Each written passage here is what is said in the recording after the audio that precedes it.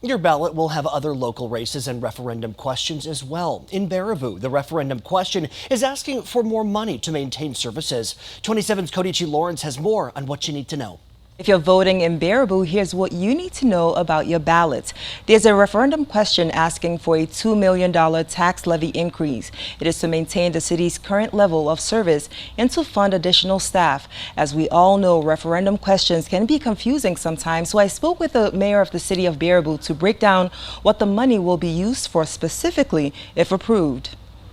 Rob Nelson says each year they find ways to cut expenses, including eliminating positions and delaying the hiring of unfilled positions. He says they also had to limit the library's operating hours. While these efforts have resulted in saving over $500,000 annually, they've reached a point where they need to make severe cuts in services if they can't find additional ways to generate revenue. Potentially closing the Oxnard Park Zoo, or reducing hours of service at the Civic Center or at City Hall, or changing the threshold for when we start to plow streets in the winter.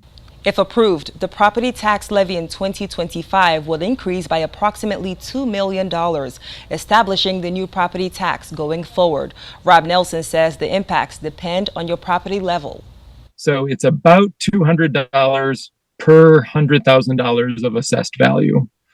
Okay, so for a home that's assessed at about $175,000, it's roughly $350, $360 a year that adds to the base tax levy.